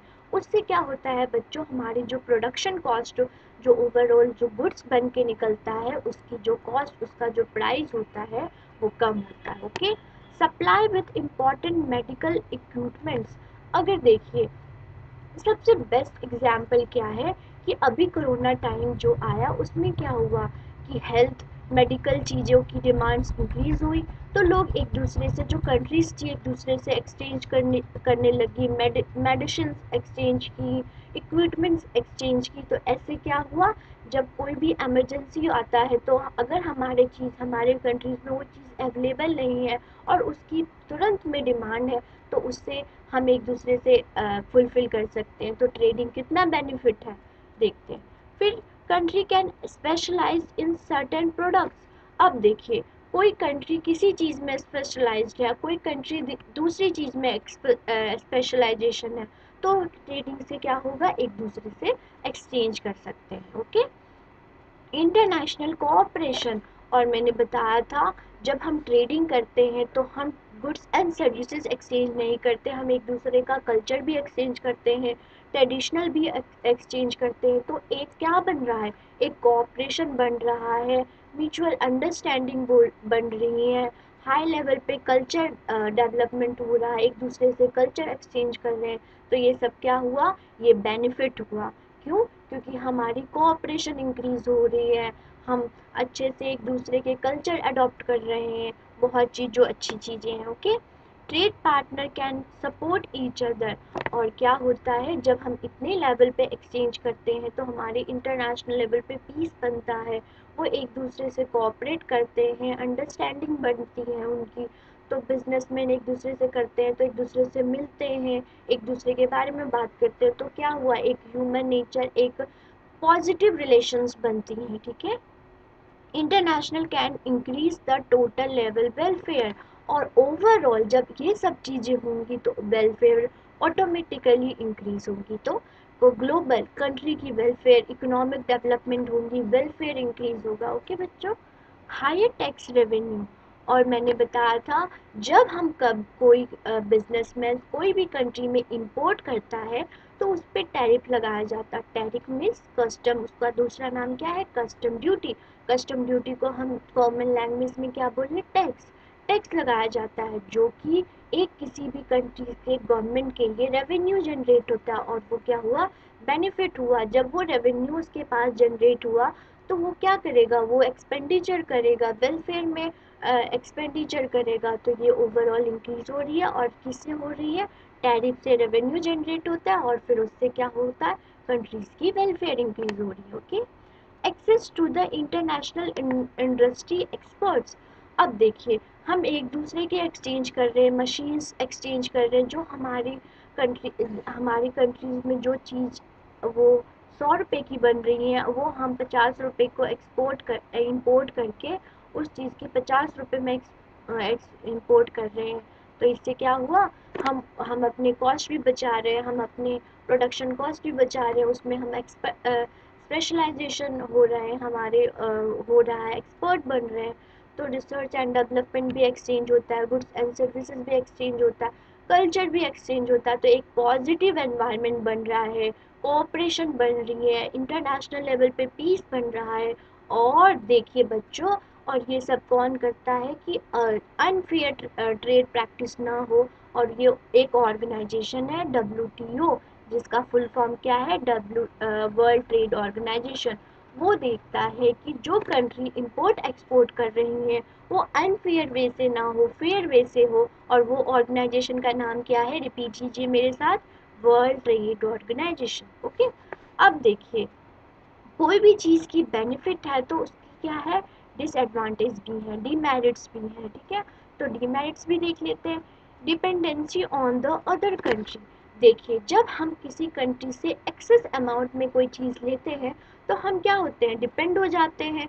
तो कभी भी हमें एक लिमिट तक किसी से चीज़ें लेनी चाहिए, किसी एक लिमिट से किसी से इंपोर्ट कराने चाहिए। अगर उस लिमिट को क्रॉस करते हो तो आप उस चीज़ पे डिपेंड हो जाते हो, आप अपने उस चीज़ को प्रोड्यूस नहीं कर पाओगे, अपने जो कंट्रीज़ की डेवलपमेंट नहीं कर पाओगे, किसी और कंट्रीज़ पे आप डेवलप्ड हो जाओगे। तो डिपेंडेंसी इंक्रीज हो जाती है जो कि बेनिफिट के लिए अच्छा नहीं है। Countries may be force into the conflict. और कभी कभी जब हम डिपेंड हो जाते हैं तो हमारी क्या होती है, सोवरेनिटी, इंडिपेंडेंसी जो होती है वो डिक्रीज हो जाती है। कभी कभी कॉन्फ्लिक्ट हो जाता है किसी चीज़ में, तो इससे क्या हाई लेवल पे कॉन्फ्लिक्ट हो जाता है, ये भी एक प्रॉब्लम है। ओके। इकोनॉमिक इंटरेस्ट में लीड टू इनजस्टिस।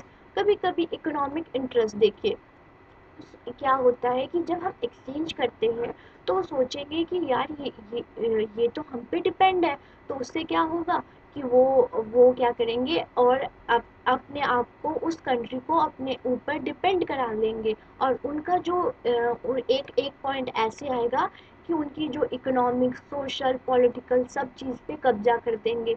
और ये किसने किया था, ब्रिटिशर ने इंडिया पे ऐसे ही रूल किया था, ठीक है। Local unemployment. देखिए हम क्या करते हैं, वो दूसरे से जो प्रोडक्ट्स हैं वो इंपोर्ट करा लेते हैं और उस चीज़ को हम मैन्युफैक्चर नहीं कराते। और जब हम मैन्युफैक्चर नहीं करेंगे तो लोगों को एम्प्लॉयमेंट नहीं मिलेगा, और इससे क्या होगा, अनएम्प्लॉयमेंट इंक्रीज होगा, ठीक है। स्मॉल कंपनी में go out of the business.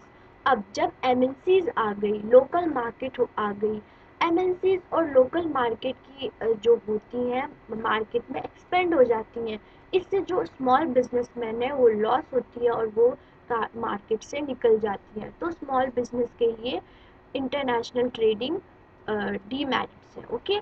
High level of green house gas, हमने हमने प्रीवियस क्वेश्चन में पढ़ा था कि जब हम इम्पोर्ट और एक्सपोर्ट कराते हैं तो पोल्यूशन इंक्रीज होता है, हमारी नेचुरल रिसोर्सेज जो होती हैं डिग्रेड हो जाती हैं, और इससे क्या होता है, ग्रीन हाउस गैस मतलब हमारी टेम्परेचर इंक्रीज हो जाती है। हम एसीज एक्स इम्पोर्ट कराते हैं, एसीज इम्पोर्ट कराते हैं, इससे क्या होता है, हमारे इन्वायरमेंट पे इम्पैक्ट पड़ रहा है, ग्रीन हाउस हो जाता है। ग्रीन हाउस मीन्स कि टेम्परेचर इंक्रीज हो जाना, और ये बहुत, और जो ग्लेशियर्स हैं वो मेल्ट होने लगती हैं, तो इससे बहुत इन्वायरमेंटल लॉस होता है। ओके बच्चों, दूसरा देखते हैं negative externality regarding the pollution.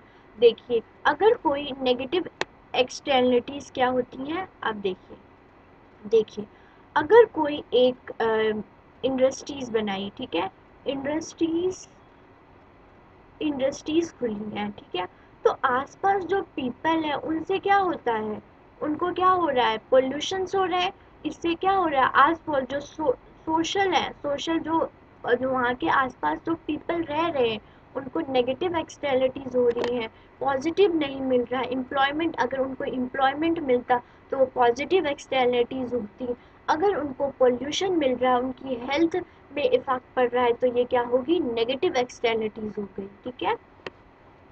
Resources डिप्लीशंस, क्या होगा, हमारा नेचुरल रिसोर्सेज हम उसको अच्छे से यूटिलाइज नहीं कर पाएंगे, हम हर चीज़ किसी और के साथ किसी और से इंपोर्ट करा रहे हैं, तो हमारी जो रिसोर्सेज है वो वेस्ट हो जाएंगी, मिस यूटिलाइजेशन हो जाएगी, तो हमारे रिसोर्सेज को डिप्लीट हो जाएगा। ओके, कल्चरल डिफरेंस, कभी कभी हम जो कल्चरल डिफरेंस होते हैं हम दूसरे पे डिपेंड हो जाते हैं, हम वेस्टर्न जैसे इंडिया है ज़्यादा से ज़्यादा अपने कल्चर को छोड़ के वेस्टर्न कल्चर को अडॉप्ट कर रहा है, जो कि एक कंट्री के लिए बेनिफिट नहीं है। अच्छी चीज़ को अपनाओ और बुरी चीज़ को मत अपनाओ, ऐसे होना चाहिए, ठीक है। Big company may lead to be avoid paying tax. अब देखिए क्या होता है कि जब कोई कंट्रीज हमारे में हाँ इंपोर्ट करती हैं, गुड्स बेचती हैं, तो बिग कंपनी क्या होती है, अब वो टैक्स पे नहीं करती, टैरिफ पे नहीं करती, तो इससे क्या होगा, गवर्नमेंट की रेवेन्यू इंक्रीज नहीं होगा, तो ट्रेडिंग का कोई फ़ायदा नहीं होती, तो वो क्या करती हैं, करप्शंस कर लेती हैं। Exchange rate generally vary over time to time.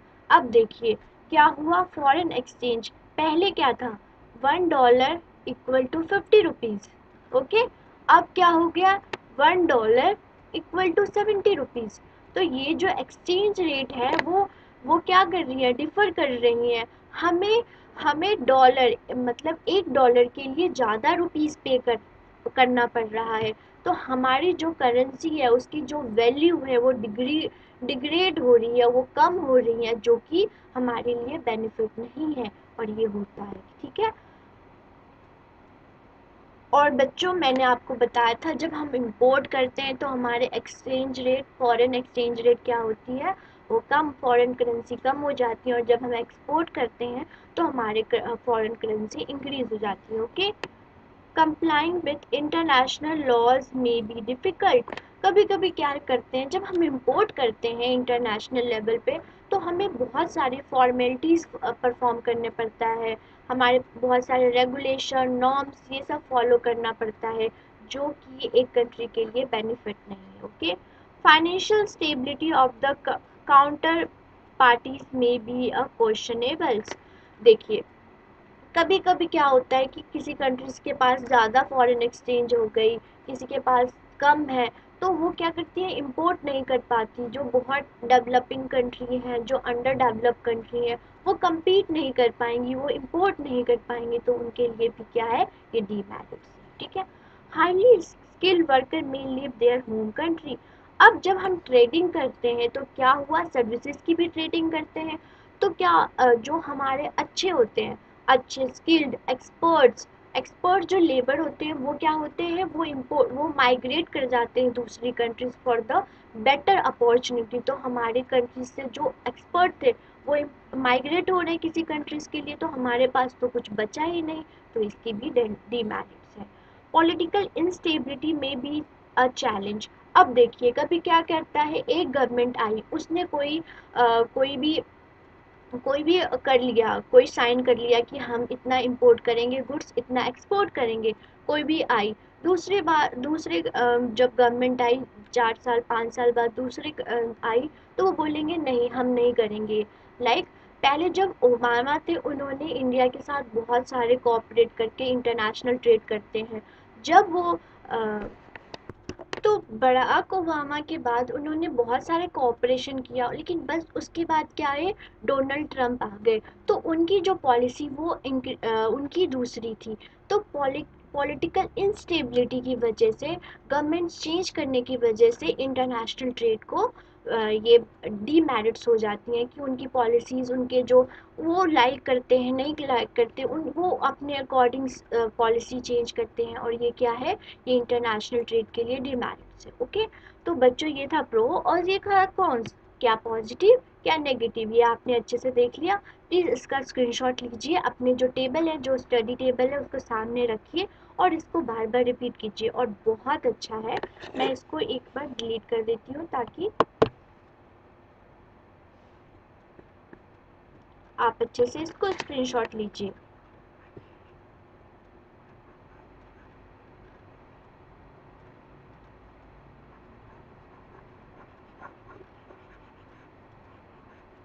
है, स्क्रीनशॉट ले लीजिए और अपने वॉलपेपर पे या निकलवा के, और अगर आपको चाहिए, आपको चाहिए क्वेश्चन आंसर्स, तो आप कमेंट सेक्शन में लिख लीजिए, हम टेलीग्राम पे आपको प्रोवाइड करा देते हैं। तो बच्चों हम नेक्स्ट क्वेश्चन पे पढ़ते हैं कि फोर्थ क्वेश्चन है हमारा, क्या है कि what are the reason of international trade. अब हमने वेरी शॉर्ट क्वेश्चन में भी देखा था कि रीजन क्या है, उसके अकॉर्डिंग हमने क्वेश्चन को फ्रेम करना है। अगर 3-4 मार्क्स का आ जाता है और रीजन पूछता है तो हमने कैसे अटेम्प्ट करना है वो देखना है। ठीक है, तो देखिए, what are the reason of international trade. क्या कारण है इंटरनेशनल ट्रेड करने के लिए, हम ट्रेडिंग क्यों करते हैं, ये कॉजेज क्या है उसका। तो क्या है देखिए, reduce the dependency on the local market. हम टोटली डिपेंड हो लोकल मार्केट में, खुद की कंट्रीज में, खुद के स्टेट में, इंपोर्ट और एक्सपोर्ट, सेलिंग और एक्सचेंज में। हमें और भी अपने जो लेवल है हमें इंक्रीज करना चाहिए। सो क्या होता है कि हमें डिपेंडेंसी सिर्फ लोकल मार्केट में नहीं, हमें और भी ऑप्शंस के लिए हमें इंटरनेशनल ट्रेड करना चाहिए। Okay, increase the chance of success. अब क्या होता है देखिए, जब हम इंटरनेशनल ट्रेड पे करते हैं, इंटरनेशनल लेवल पे करते हैं, तो एक दूसरे से गुड्स एंड सर्विसेज एक्सचेंज करते हैं। क्या पता जो हमारे कंट्रीज़ में उस जो प्रोडक्ट बनेगा उसका क्या होगा, प्राइस ज़्यादा होगा, और लेकिन अगर हम किसी और कंट्रीज से एक्सपोर्ट कर रहे हैं, इंपोर्ट कर रहे हैं, तो उसकी जो कॉस्ट है वो कम रहेगी। तो इससे क्या होगा, सक्सेस का जो होगा, सक्सेस की जो एडवांस, तो क्या होता है सक्सेस की, हमारी जो प्रॉफिट होता है वो इंक्रीज हो जाता है, हमारे प्रोडक्शन कॉस्ट डिक्रीज हो जाता है। तो इंटरनेशनल ट्रेड इसलिए हम करते हैं। नेक्स्ट पॉइंट देखते हैं बच्चों, increase the productivity. The best example मैं फर्स्ट स्लाइड से आपको बता रही हूँ, वो क्या है चलिए देखते हैं। देखिए, पहले जो था हमारे इंडिया में देखते हैं, इंडिया में बच्चों लेबर्स बहुत ज़्यादा है। तो क्या होता है, लेबर ओरिएंटेड कंट्री है, तो हमारे चीप लेबर बन जाते हैं, तो हमारे पास सरप्लस लेबर है। तो वो क्या होगी, एक लेबर जो है, अगर वो कोई गुड्स प्रोड्यूस कर रहा है 4 घंटे में, 4 आवर्स में, अगर हम मशीन्स इंपोर्ट कर लेते हैं और लेबर प्लस मशीन को यूज़ करते हैं, ठीक है, तो क्या होगा, ये जो काम होगा वो 2 आवर्स में कंप्लीट हो जाएगा। तो इससे क्या हुआ, उसकी प्रोडक्टिविटी इंक्रीज हुई। तो इससे क्या होता है, जब हम इंटरनेशनल ट्रेड करते हैं तो हमारी प्रोडक्टिविटी स्पेशलाइजेशन इंक्रीज होती है। इकोनॉमिक एडवांटेज क्या है कि एक दूसरे से हम जब ट्रेड करेंगे तो हमारा मार्केट इंक्रीज होगा, हमारी डिमांड्स इंक्रीज होंगी, हमारी क्वालिटी इंक्रीज होगी गुड्स की, हमारी स्टैंडर्ड ऑफ लिविंग इंक्रीज होंगी, हमारी जीडीपी इंक्रीज होंगी। तो इकोनॉमिक एडवांटेज हो रहा है, ओवरऑल हमारी इकोनॉमी इंक्रीज हो रही है, डिमांड एंड सप्लाई के बीच में कोई गैप नहीं आ रहा। तो ये सब क्या हुआ, ये सब हुआ बेनिफिट, ये हुआ reason reason for international trade. International trade हम क्यों करते हैं? क्योंकि हमें टोटली अपने कंट्रीज़ में डिपेंड नहीं रहना चाहिए। हमने हमारे टेस्ट, हमारे प्रेफरेंस, हमारी क्वालिटी को इंक्रीज़ करने के लिए हमें इंटरनेशनल ट्रेड करना चाहिए, ट्रेडिंग करनी चाहिए, एक दूसरे से एक्सचेंज करना चाहिए, ताकि हम और भी ऑप्शंस ला सके कंज्यूमर के लिए। Increase the chance of success, increase the chance of profit, increase the chance of research and development, increase the chance for the expertise. ठीक है, ये सब होता है। प्रोडक्टिविटी, जो चीज़ पहले 4 घंटे में बन के तैयार होता था, वो मशीन को लाने से वो चीज़ 2 घंटे में हो गई, तो हमारी क्या हुई? प्रोडक्टिविटी इंक्रीज हुई। और जब ये सब बच्चों होता है तो हमारी ओवरऑल ऑटोमेटिकली हमारी इकोनॉमिक एडवांटेज, हमारी ओवरऑल जीडीपी इंक्रीज होती है। ठीक है, नेक्स्ट देखते हैं, what are the benefit of international trade. ये हमने कर लिया। हम नेक्स्ट क्वेश्चन। अब बच्चों ये है long answer question. Long answer question जो कि आपके 6 मार्क्स में आएगा, वो भी देखते हैं। चलो देखते हैं क्या कह रहे हैं। फर्स्ट क्वेश्चन आपकी स्क्रीन पे है, explain the importance and the advantage of foreign trades.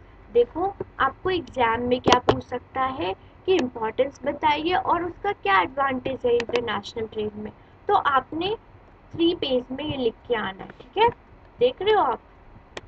चलो हम स्टार्ट करते हैं। इम्पॉर्टेंट क्या है एक इंटरनेशनल ट्रेड का, पहले वो देखेंगे, फिर एडवांटेज देखेंगे। ठीक है, due to unequal distribution of natural resources, क्योंकि जो रिसोर्सेज है वो प्रॉपरली डिस्ट्रीब्यूटेड नहीं है, किसी के पास ज़्यादा है, किसी के पास कम है। सो क्या होता है, स्किल ऑफ डिफरेंट कंट्री, जो स्किल है, किसी में ज़्यादा रिसर्च एंड डेवलपमेंट होता है कंट्री में, किसी में कम होता है। ठीक है, उसकी वजह से foreign trade is the only solution to specialize in the production of those which are the large number of resources and facility available in the country।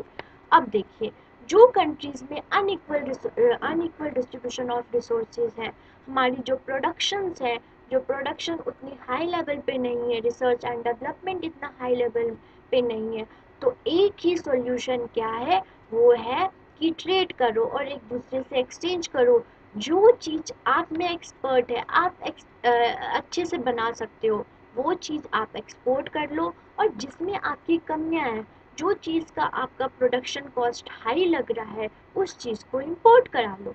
That is simple.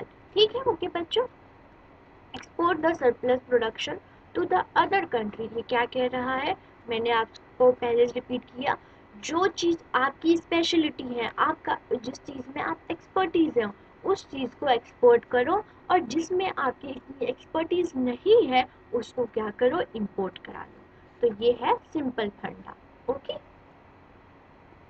अब क्या है, foreign trade make available to the goods to the consumer of country where they are not produce.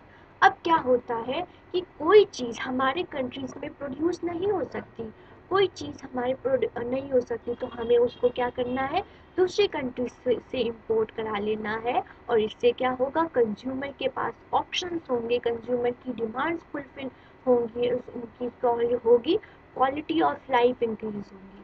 और ये सब किसके possible है, trading की वजह से। ओके, समझ रहे हो आप। It improve the standard of living. I told you foreign trade is also important for the economic development of the nations। Foreign country overall जब देखो, जब हम ट्रेड करेंगे, हम उसमें एक्सपर्टीज होंगी, हमारी प्रोडक्टिविटी इंक्रीज होगा, हमारी एम्प्लॉयमेंट जनरेट होगा, हमारी इनकम जनरेट होगी, और इससे क्या होगा, ओवरऑल क्या होगा, इकोनॉमिक डेवलपमेंट होगी। ठीक है, किसी भी country, capital equipment and square raw material can be important. देखिए, मेनली जो कंट्री जिस चीज़ में एक्सपर्ट नहीं है, जिस चीज़ में उसकी कमी है, वो इम्पोर्ट और एक्सपोर्ट कर लो, बस ये प्रॉब्लम खत्म। Surplus commodity can be exported to the and the foreign exchange can be earn. अब इससे क्या होगा, फिर से मैं रिपीट करती हूँ बच्चों, जब हम एक्सपोर्ट करते हैं तो हम फॉरेन जो करेंसी है उसको उससे उसको इंक्रीज करते हैं। जब हम इंपोर्ट करते हैं तो उससे क्या होता है, हमारी फॉरेन करेंसी क्या होती है, डिक्रीज हो जाती है। ओके, अब देखेंगे हमारा नेक्स्ट टॉपिक क्या है, एडवांटेज ऑफ फॉरेन ट्रेड। अब क्या है एडवांटेज, क्या है, फर्स्ट पॉइंट आपका क्या है, ऑप्टिमम यूज ऑफ रिसोर्सेज। जो अगर हमारे कंट्रीज में कोई चीज़ सरप्लस है, उसको क्या करो, एक्सपोर्ट कर दो। तो उसकी जो पहले यूटिलाइजेशन नहीं हो रही थी, अब ने एक्सपोर्ट कर दिया, सरप्लस लेबर को किसी और कंट्रीज में भेज दिया, सरप्लस रिसोर्सेज को किसी और कंट्रीज में भेज दिया। उससे क्या होगा, वेस्टेज नहीं होगा, मिस यूटिलाइजेशन नहीं होगा, प्रॉपर यूटिलाइजेशन होगी जो सरप्लस चीज़ें हमारे पास। Okay, first point, standard of living. Standard of living देखो, अब हम सिर्फ हम लोकल मार्केट पे डिपेंड होते हैं तो लोगों के पास उतने ही ऑप्शंस होते हैं, उनकी जो क्वालिटी होती है वो उतना ही लिमिट तक होता है, क्योंकि अगर हम रिसर्च और डेवलपमेंट नहीं कर रहे हैं, टेक्नोलॉजी उसमें नहीं लगा रहे हैं, तो उसकी क्या होगी, क्वालिटी इंक्रीज नहीं होगी। बट अगर हम इंटरनेशनल ट्रेड करते हैं तो लोगों के पास ऑप्शन होगी, वो अपने आप को क्वालिटी इंक्रीज करेंगे, अपने आप को अपग्रेड करेंगे, रिसर्च एंड डेवलपमेंट एक्सचेंज करेंगे। उससे क्या हो गया,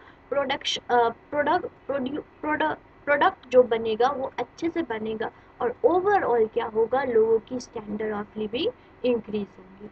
इंटरनेशनल रिलेशन देखो, जब बच्चों हम ट्रेडिंग करते हैं, एक दूसरे को लेन देन करते हैं, तो हमारे बीच में एक रिलेशन बन जाता है।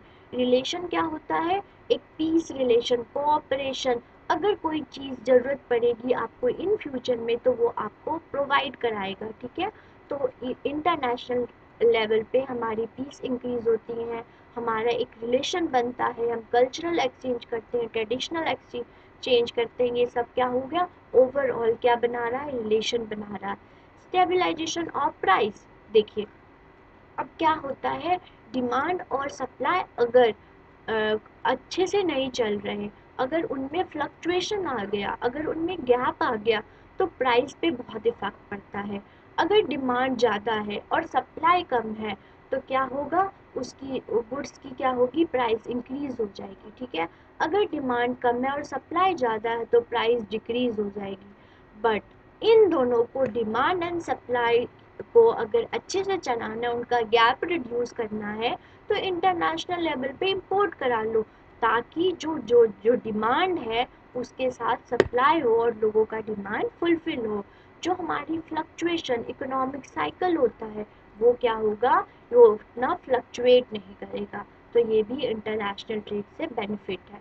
एम्प्लॉयमेंट, द बेस्ट थिंग क्या होता है, जब हम इंपोर्ट और एक्सपोर्ट करते हैं, लाइक एग्जांपल देती हूँ मैं आपको, जब एमएनसीज हमारी कंट्रीज में आई, किसी कंट्रीज में गई, तो क्या हो रहा है, उस कंट्रीज को लोगों को हायर कर रही हैं, एम्प्लॉय कर रही हैं, तो क्या हो रहा है, एम्प्लॉयमेंट जनरेशन हो रही है, ठीक है। इकोनॉमीज ऑफ लार्ज स्केल, ये तो बहुत फेवरेट पॉइंट है हमारा।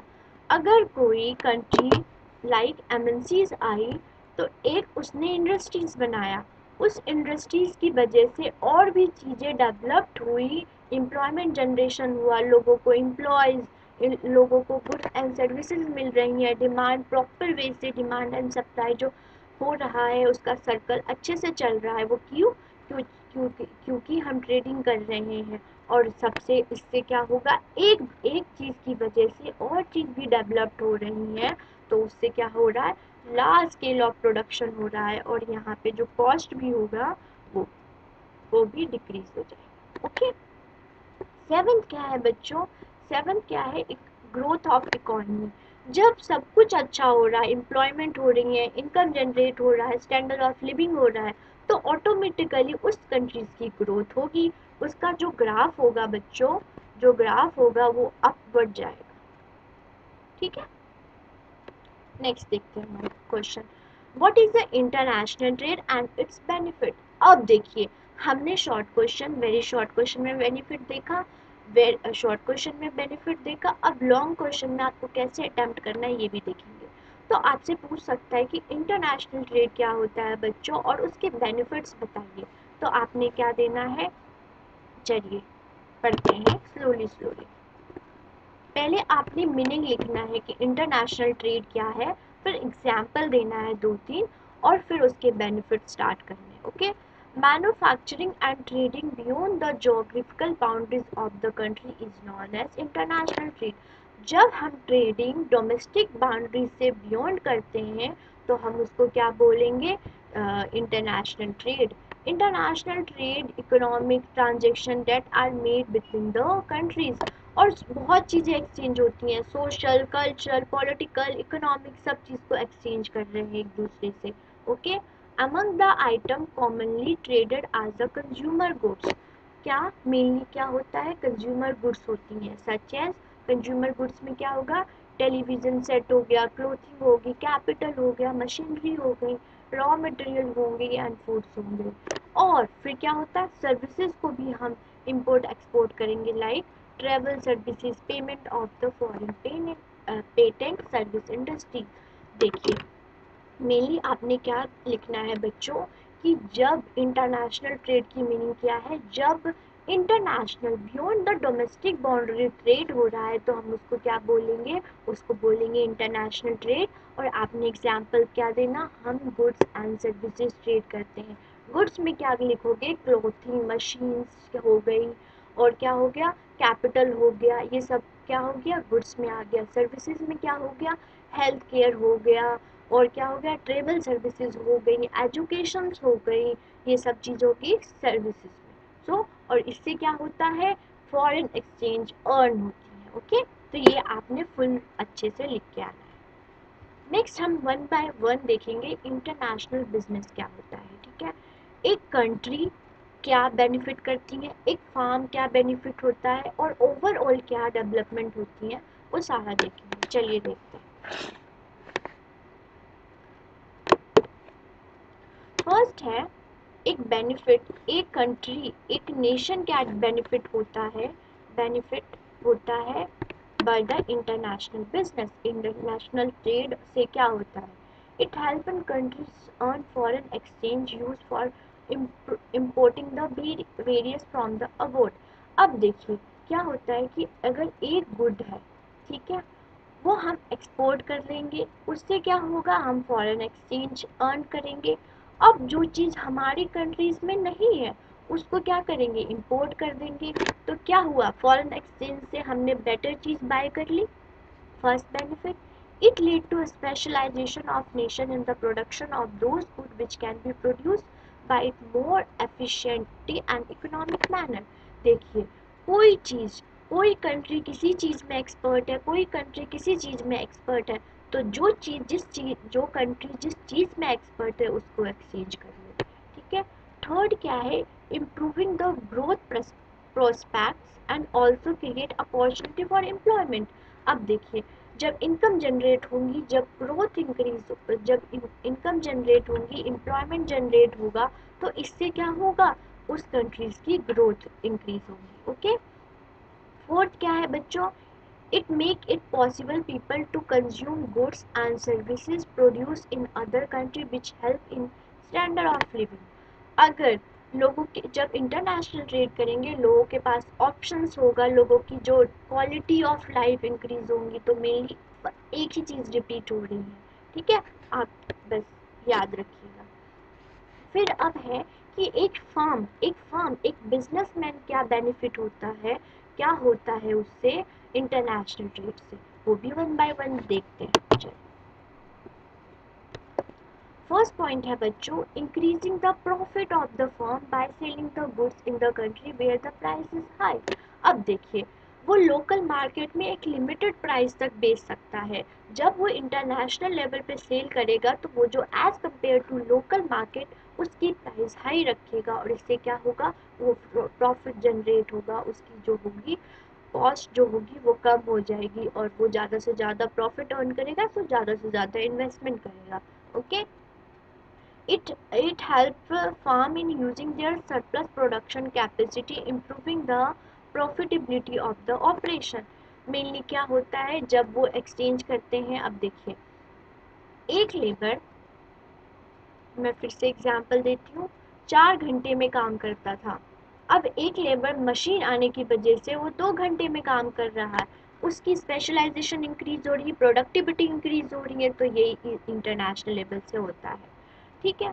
थर्ड है firm in improving their growth prospects, और इससे क्या होता है, जो इकोनॉमी की है, जो बिजनेसमैन ही है, वो ग्रोथ होता है क्योंकि उसकी प्रॉफिट इंक्रीज हो रही है, प्रॉफिट से री इन्वेस्टमेंट कर रहा है और ज़्यादा से ज़्यादा वो अर्न कर रहा है पैसे। ओके। फोर्थ क्या है, it act one of the way of achieving the growth from farm facing tough high condition in the domestic market. अब देखिए, कोई गुड्स की जो लोकल डिमांड है वो कम है, तो वो क्या करेगा बच्चों, वो क्या करेगा, इंटरनेशनल लेवल पे वो गुड्स को बेच कर देगा, जहाँ पे जो डिमांड है गुड्स की, उस डिमांड जो लोकल मार्केट में कम थी, और वो कर देगा, वो इंटरनेशनल मार्केट में बेच देगा। तो इससे क्या होगी, उसकी जो रिसोर्सेज थी वो वेस्ट नहीं होगी। Okay. In it improve the business vision and it make the firm more competitive and diversified.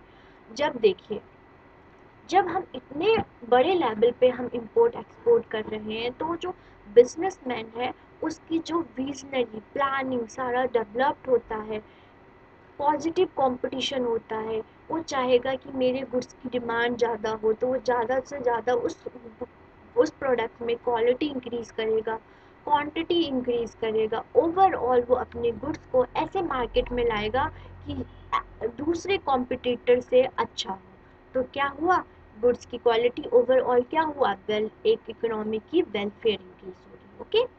तो ये था एक फर्म कैसे बेनिफिट होता है इंटरनेशनल ट्रेडिंग की वजह से। ओके। नेक्स्ट देखते हैं बच्चों, आप देख रहे हो, आपने ऐसे अटेम्प्ट करके आना है। ओके। क्वेश्चंस, मान लीजिए ये सेम पॉइंट्स रिपीट हो रहे हैं, बट आपने तो एग्जाम में वन क्वेश्चन ही लिखना है, बट ऐसे अटेम्प्ट करके आओगे तो आपको फुल मार्क्स मिलेगा। ओके। आप देख लो कि ऐसे अटेम्प्ट करके आना है। तो और हम बेनिफिट्स के पॉइंट्स देखते हैं one by one. First point है बच्चों, greater variety of goods available for consumer. तो जब हम इंटरनेशनल ट्रेड करते हैं बच्चों, तो क्या होता है, गुड्स ज़्यादा से ज़्यादा गुड्स इंपोर्ट हो रहा है, लोगों के पास बहुत सारे ऑप्शंस है बाय करने के लिए, तो क्या होता है, वैरायटी ऑफ गुड्स इंक्रीज होती है। Efficient allocation and better utilization of resources, जो चीज़ जिस कंट्रीज में सरप्लस है उसको एक्सपोर्ट कर लो, और जो चीज़ उसमें कमी है उसको क्या करो, इंपोर्ट कर लो। तो क्या हुआ, वेस्टेज ऑफ रिसोर्सेज कम हो गई, मिस यूटिलाइजेशन ऑफ रिसोर्सेज कम हो गई, और क्या हुआ, क्या हुआ, यूटिलाइजेशन बेस्ट, जो चीज़ जितनी थी उससे यूटिलाइजेशन अच्छे से हुआ, और ये कब की क्यों हुआ, इंटरनेशनल ट्रेडिंग की वजह से हुआ। Promote the efficiency in productions, जो चीज़ एक एक घंटे में, जो चीज़ 4 घंटे में बन रही थी, वो चीज़ अब 2 घंटे में बन रही है, तो इससे क्या हुआ, एफिशिएंसी इंक्रीज हुई, प्रोडक्टिविटी इंक्रीज हुआ, ओवरऑल प्रोडक्शन में इंक्रीज हुआ। मोर एम्प्लॉयमेंट, ज़्यादा से ज़्यादा एमएनसीज आएंगी, ज़्यादा से ज़्यादा लोग माइग्रेट होंगे, ठीक है, एक कंट्री से दूसरे कंट्रीज जाएंगे for the search of employment, तो एम्प्लॉयमेंट जनरेट होगा।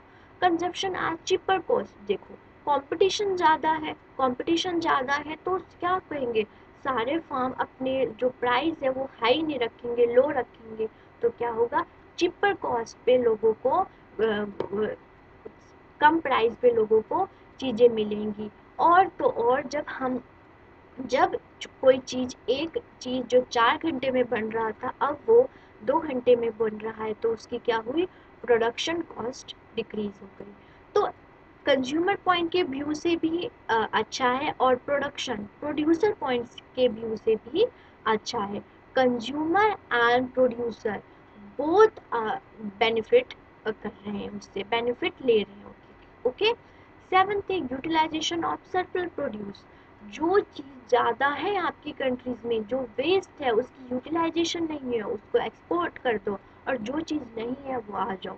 तो क्या हो गया, इंटरनेशनल ट्रेड की वजह से जो सरप्लस लेबर थी वो उसका क्या हुआ, यूटिलाइजेशन हुआ, उसकी वेस्टेज नहीं। ठीक है।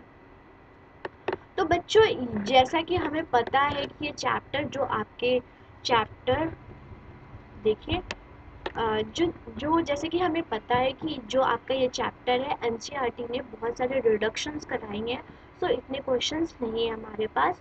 आपको बेस्ट बेनिफिट जो बेनिफिट है वो बहुत अच्छे से करके जाना है आपके अपने एग्ज़ाम में, बेनिफिट तो आएगा ही आएगा। सो बच्चों एक बार और देख लीजिए, आपने इंटरनेशनल ट्रेड की मीनिंग, उसका इम्पोर्टेंस भी करके जाना है, प्रॉब्लम्स भी जाना है। प्रॉब्लम्स जो कि हमने यहाँ पे किया था, आप एक बार और देख लीजिए। प्रॉन्स, ये प्रॉब्लम्स है, और मैंने अपने कंसेप्ट वाली वीडियो में भी जो प्रॉब्लम्स कराए हैं बहुत अच्छे से कराए हैं। तो अगर आपको प्रॉब्लम्स देखना है तो आप मेरे कंसेप्ट वाले वीडियो में जाइए और प्रॉब्लम्स को अच्छे से पढ़ के आइए। मैंने वन जो भी आपके सिलेबस में कवर होना था, जो भी कंसेप्ट है, जो भी सिलेबस में मेंशन है, मैंने उस वीडियो में हर कुछ कवर किया है। इम्पोर्टेंस क्या है, प्रॉब्लम्स क्या है, बेनिफिट क्या है, और बेनिफिट को मैंने बहुत अच्छे से समझाया है, वैसे मैंने यहाँ पे भी समझाया है। तो आप लोगों को अच्छा लगा होगा, तो अच्छा लगा तो लाइक कर दीजिए, और अगर हमारे चैनल पे आप नए हैं तो हमारे चैनल को सब्सक्राइब कर दीजिए और बेल आइकन दबा दीजिए। और एक इम्पॉर्टेंट नोटिस ये है बच्चों कि अगर अगर आपको, आप जिस क्लास के हो उस क्लास की हमने चैनल बनाया है, like edu grown classes 9th class, edu grown classes 11th class, वैसे ही 10th और 12th का भी है। जिससे क्या होगा, आपको अपने जो भी कंटेंट है उसको ढूंढने में प्रॉब्लम नहीं होगी। आप क्या करिएगा, एड्यू ग्रोन क्लास 11th में जाइएगा और आपको सारे कंटेंट्स उसमें अवेलेबल होंगे और हर सब्जेक्ट का मिलेगा, ठीक है। तो फिर से आई एम रिपीटिंग, अगर आपको अच्छा लगा तो मेरी वीडियो को लाइक कर दीजिए, और आप नए हैं तो सब्सक्राइब कर दीजिए। और बच्चों प्लीज़ आप अपने क्वेश्चन, आपने जो भी एग्ज़ाम की प्रिपरेशन है स्टार्ट कर दीजिए, ज़्यादा सिलेबस नहीं है। और इस चैप्टर से तो बहुत सारा रिडक्शंस हुई हैं, तो बहुत अच्छी बात है। तो आप अपने अच्छे से मार्क्स लेके आइए। हम अब फुल कोशिश कर रहे हैं कि आपका सारा सिलेबस कवर हो और टाइमली हो। और ये आपका 4th चैप्टर था, और मैंने first chapter, chapter 8, chapter 9, chapter 10, chapter 11 सबकी वीडियोस, उसके बाद क्वेश्चन आंसर कराए हैं और बहुत डिटेल में कराया है। तो आप जाइए, वन बाय वन देखिए और अपनी प्रिपरेशन अच्छी तरह से करिए। और आपने मेरे से प्रॉमिस किया है कि आप अच्छे मार्क्स लेके आएंगे, 40 आउट ऑफ 40 लेके आएंगे, ठीक है बच्चों। तो अगर आप ऐसे अटेम्प्ट करके आएंगे तो आपका मार्क्स अच्छा आएगा, ठीक है। सो आज के लिए इतना, हम नेक्स्ट वीडियोस में अलग कंसेप्ट के साथ आएंगे, मिलेंगे। तब तक हमें फॉलो कीजिए। टेलीग्राम पे भी हमारा चैनल है, यूट्यूब पे भी अलग अलग क्लासेस की अलग अलग चैनल है, उस पर जाइए ताकि आपको कोई प्रॉब्लम ना हो, ठीक है। Okay, good bye. अपने हेल्थ को अच्छे से रखिए और एग्जाम प्रिपरेशन जारी रखिए। ओके।